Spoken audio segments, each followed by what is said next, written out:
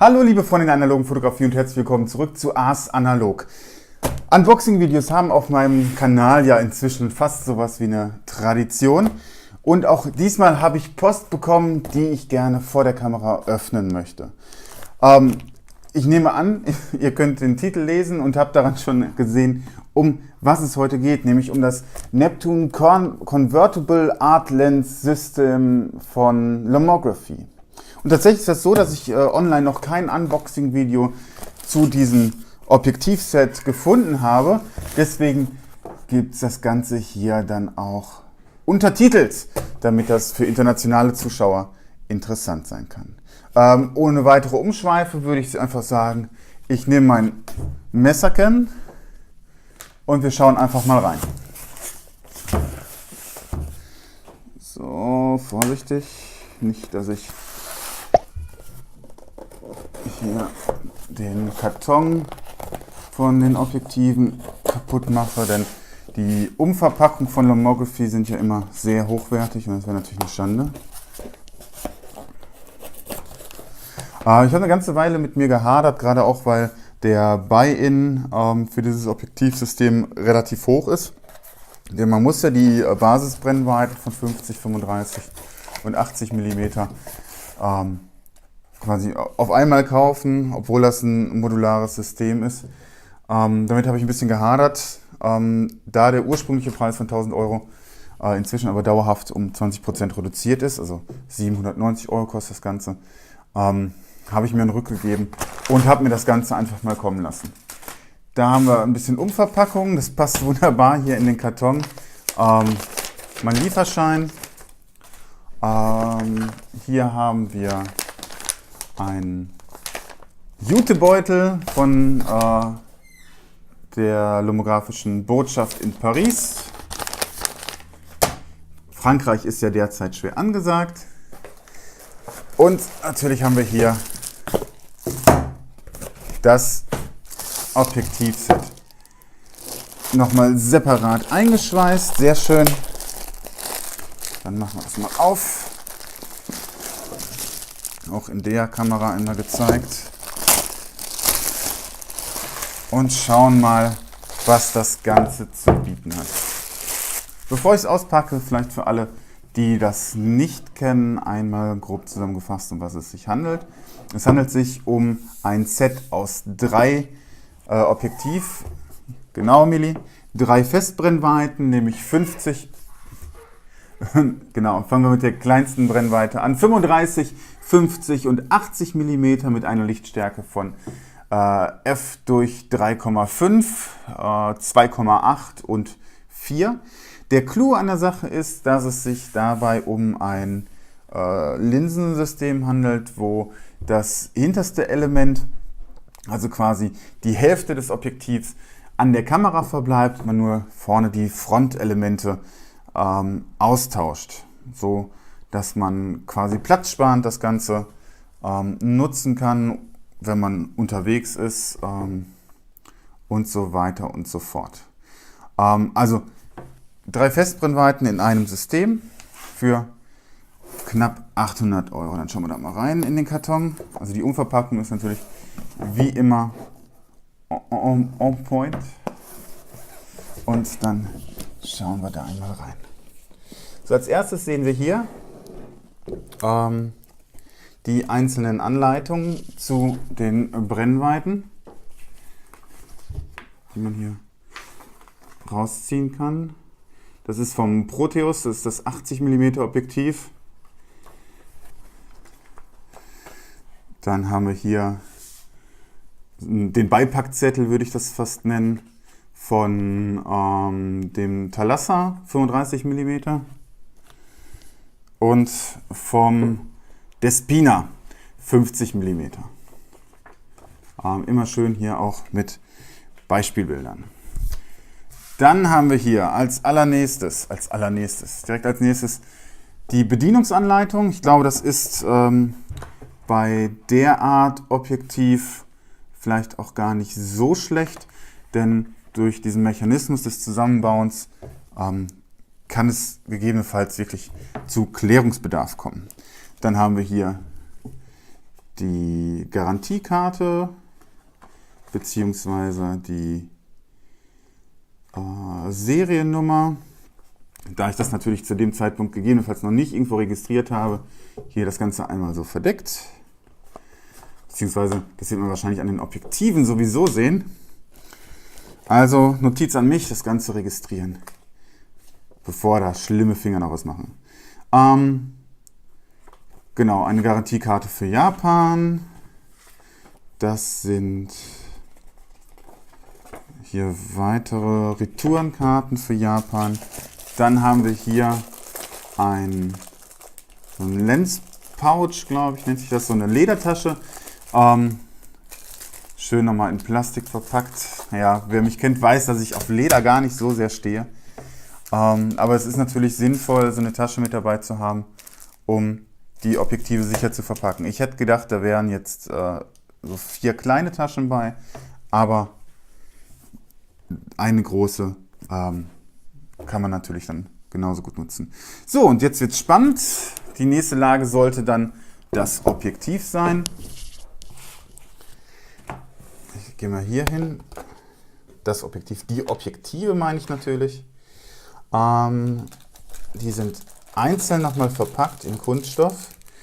Und ich sehe schon, hier unten drunter geht es noch weiter. Fangen wir hiermit an. Das sollte die Objektivbasis sein. Ich glaube mit 4 Glaselementen in 3 Gruppen. Ein bisschen Kieselgel, das kann man immer mal gebrauchen. Und da haben wir das Ganze. Also das ist vom Gewicht her, fühlt sich das schon wertig an. Hier haben wir ein Bajonett, Nikon Bajonett.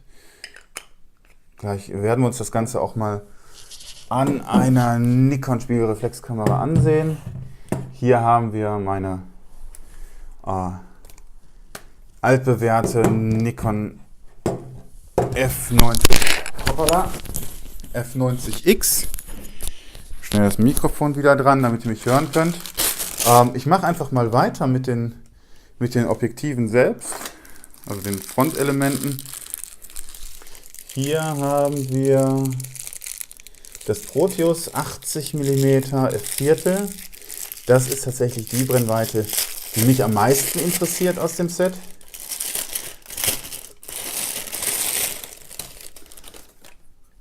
Ja, okay. Proteus. Dann dürfte das hier das Despina sein mit 50 mm f2.8.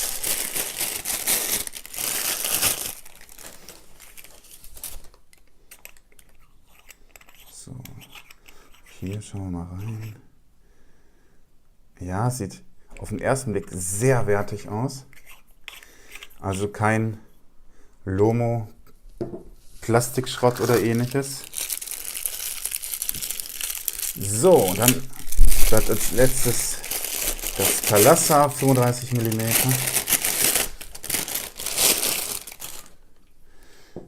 Das haben wir hier. Also Objektive und die Basis. Dann setze ich mich mal wieder hin. Puh, ja, ganz schön Schweiß treiben. So, dann gucken wir mal in die nächste Lage. Das können wir hier rausnehmen.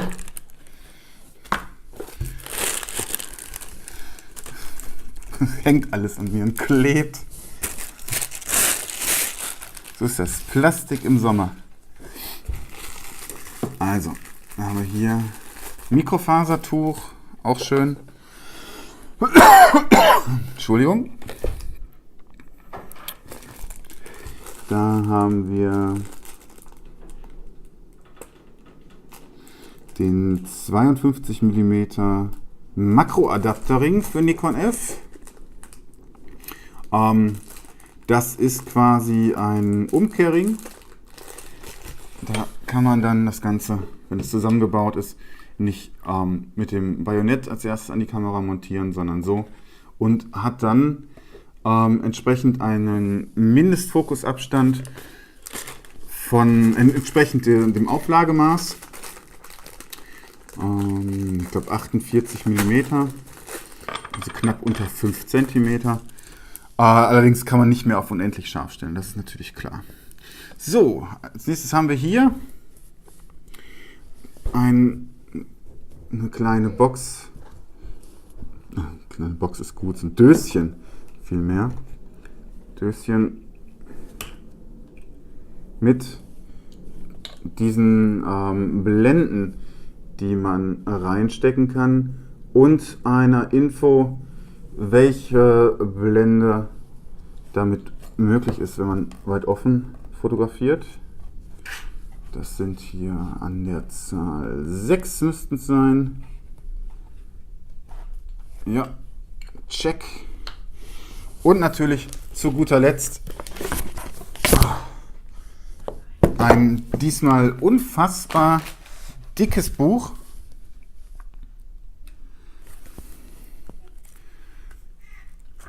Mit Tipps und Tricks zur Nutzung, beziehungsweise auch mit Fotos. Ich glaube, viele der Fotos wird man schon kennen, aber ich finde das immer ganz schön, um da auch eine gewisse Inspiration draus zu ziehen. Also, das ist, was im Karton mit drin ist. Gehen wir es nochmal durch.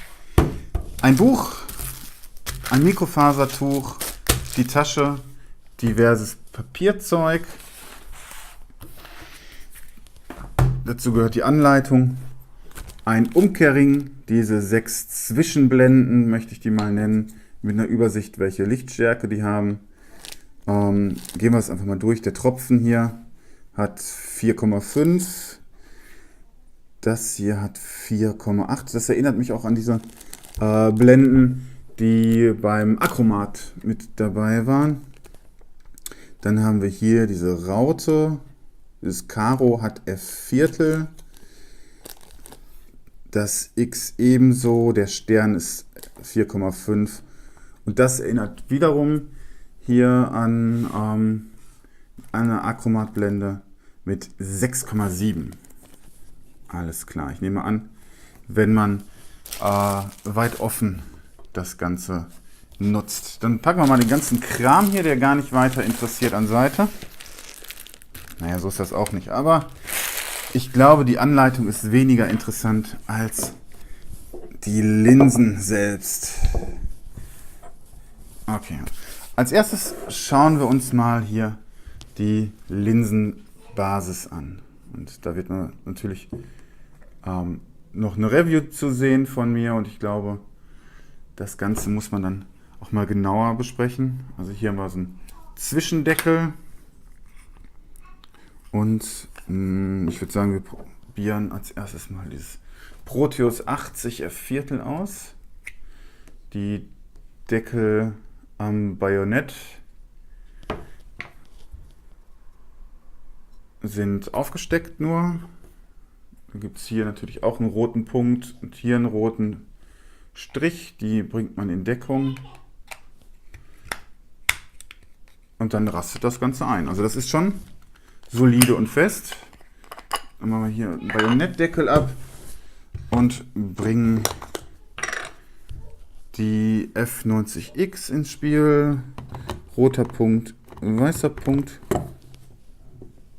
Okay.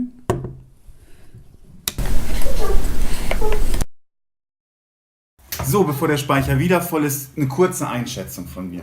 Das Ganze macht einen sehr soliden und handfesten Eindruck und ist, wie für die Art Lenses von Lomography üblich, sehr gut verarbeitet und hat auch entsprechendes Gewicht. Also kein Plastikzeug, kein Plastik-China-Kram, obwohl das nicht wie die Petzval-Objektive in Russland gefertigt, sondern in China hergestellt wird. Das Ganze ist kompakt, wenn man sich die einzelnen Frontelemente ansieht. Gerade hier beim 80 mm und beim 35 mm wird das stimmen. Bei 50 mm kann man einfach zum Vergleich hier mal, das ist das Autofocus Nikkor 50 mm mit einer Lichtstärke von 1,8. Wenn man hier das Ganze einmal vergleicht. Ist ja wieder Kompaktheit tatsächlich hier bei 50 mm zumindest nicht wirklich gegeben. Ich habe jetzt kein 35 mm und 80 mm Objektiv, um das zu vergleichen. Wenn man aber jetzt ans Petzval Objektiv denkt, das ist ein 85 mm, das ist deutlich größer. Immerhin das. Das war mein erster Eindruck. Ich werde mir natürlich jetzt die Zeit nehmen müssen, das Ganze mal auszuprobieren. Und ich melde mich zurück dann demnächst mit einer Review. Bis dahin danke ich fürs Zusehen und fürs Liken, Teilen, Kommentieren. Und ich sage, falls die Mili mich noch lässt, ciao, bis zum nächsten Mal.